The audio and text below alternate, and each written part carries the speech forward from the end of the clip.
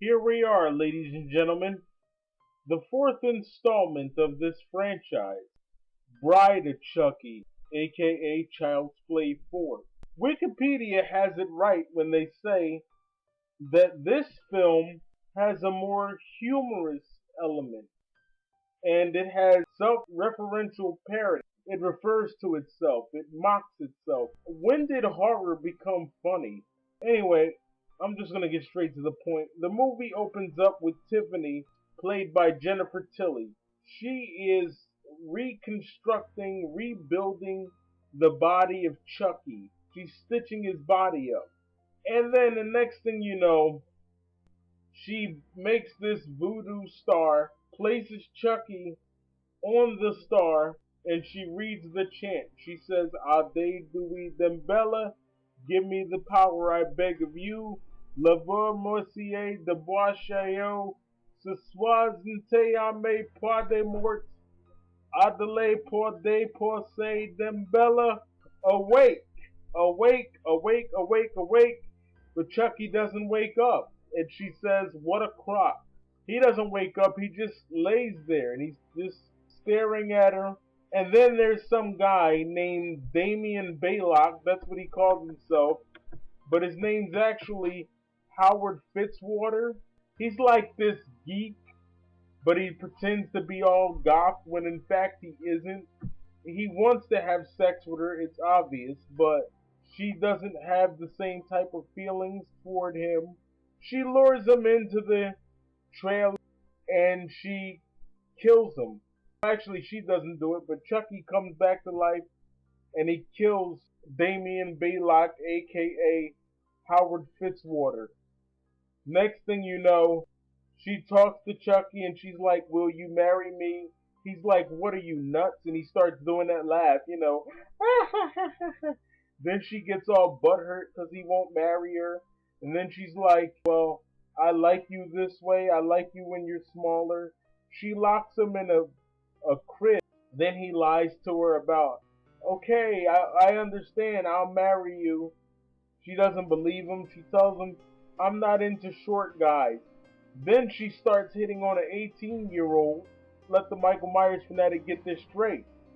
You're about 38, close to 40, and you hit on 18-year-old guys. Is that what we do in the hood now? We hit on people that could potentially be the same age as our children? Anyway, then she goes to the store, buys this doll, and she's like, here's your new bride. Chucky gets mad, breaks out of the crib, and goes and kills her. He then in turn says the chant, turns her into a doll, and then they have to figure out a way to get some kind of amulet called the Heart of Demballa. They discover that it's actually located in Hackensack, New Jersey. That's where they find it. And Chucky says, I was wearing it around my neck the night those bastards gunned me down. That's a direct quote from Chucky. That's what he says. But I don't remember him actually wearing that amulet in the first one. I think that's something that Don Mancini just threw in there at the last second. Basically, they go on a romantic killing spree. Now you're going to look and say, fanatic, how can killing spree be romantic? It is to them. They think it's romantic and they're kissing each other. They're like, oh, I love you, we're killing people, it's a beautiful time. Of course, they paid some poor jabroni. They're like, we'll pay you $1,000 to take us to the cemetery in Hackensack, New Jersey. They're like, we'll give you $500 now and give you the rest when you get there. So like the idiot that he is, he goes and he takes the dolls, he drives into Hackensack, New Jersey, and this character Jesse, played by Nick Stabile, but he's married to some idiot named Jade, and she's portrayed by Katherine Heigl. They get married. What I don't understand is, how can they call this movie Bride of Chucky when technically they didn't really get married? They just said the words. Saying the words doesn't make you married. I could go and say that to a girl right now. I could just walk up to a girl and be like, yo baby, you want to get married? And she could be like, yeah, fanatic, let's get married. Then I could be like, I promise to love and honor and cherish you, and then kiss her. That doesn't make me married. It just means that I said the words. So I don't understand how they could call this Bride of Chucky. It doesn't make any sense. They're going to be like, Fanatic, you're overthinking it. No, I'm not. I think you underthink it is what you're doing. This is also the first movie in the series that doesn't feature a child. This is the first movie in the series where Chucky isn't trying to get inside of a little boy.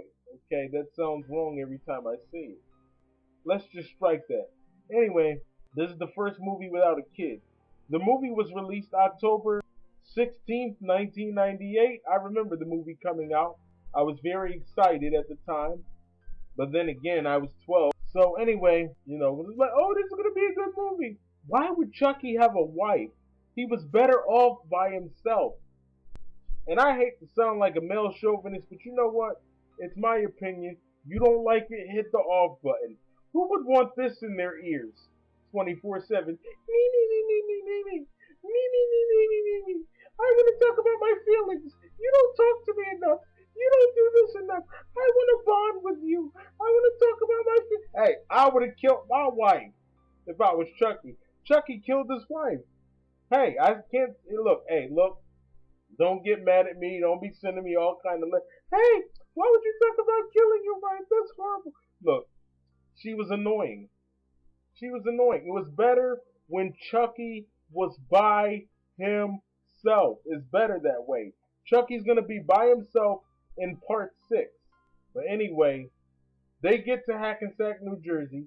Like I told you, they're killing a bunch of people, and Jesse and Jade blame each other for the murders, and they think that each other did it. And their friend David is trying to convince each one that this one didn't do it, that one didn't do it. Of course, Jade's uncle, he's overprotective, Chief Kincaid, portrayed by the late great John Ritter.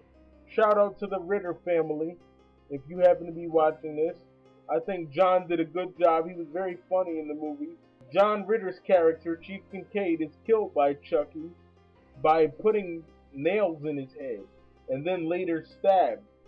He wasn't killed by Chucky, he was killed by Chucky and Tiffany. So I wanted to point that out. They're killing people, as I stated, but then eventually they reveal themselves to Jesse, Jade, and David. David ends up getting hit by a truck, which I wish a lot of you would do, but I'm not that lucky. Anyway, he ends up getting hit by a truck, and then Chucky reveals himself, takes the couple hostage. All this ends up with them fighting in a cemetery. Chucky and Tiffany fight and they kill each other. That sounds like a beautiful wedding, doesn't it? That's beautiful. Fighting, they have sex, a little violence, that's beautiful. Well, actually, technically, Chucky killed Tiffany. He stabbed her with a knife. My producer's making me be technical about everything. Anyway, she reminded me that it was Chucky that had killed Tiffany, as he killed her by stabbing her. But it's not that he killed her, it's the way that he killed her that I like. When he stabbed her, he said, "Get off my knife." I like that, that's pretty cool. And he pushes her off. Jesse, portrayed by Nick Stabile, he takes a shovel and he hits Chucky. Chucky falls into the coffin and he gets shot by Jade. Next thing you know, the police officer comes and he finds out that they didn't do it, that they're innocent. And then the next thing you know, he tries to touch Tiffany's body, and then she starts screaming. Come to find out she's actually having a baby. The baby comes out through her vagina. That's gross, I know. He literally tears his way out. I've never seen that kind of thing before. Then he jumps on the cop's face, and that's the end of the movie. And then they start playing some crazy rock and roll emo type music.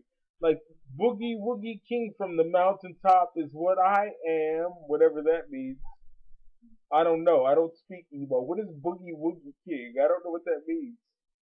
And Rob Zombie did the opening music. Living Dead Girl. Like, what is a living dead girl? How are you living and dead at the same time? Anyway, Chucky gets shot, but he says, I'll be back. I always come back. Like I said, there you have it. The doll comes in through the girl. I don't want to repeat that again because it's gross. But he rips his way through, if you know what I mean. Which is going to turn out to be their son, Glenn slash Glinda, played by Billy Boyd in The Seed of Chucky, which is coming up next. I'm the Michael Myers fanatic. I approve this message. This has been the Bride of Chucky. No shout outs needed. All you jabronis that don't like my reviews, whatever, you can have your own opinion, whatever. Get hit by a bus, like I always say. I'm not here to be liked. I'm here to be watched. So, keep your opinions to yourself.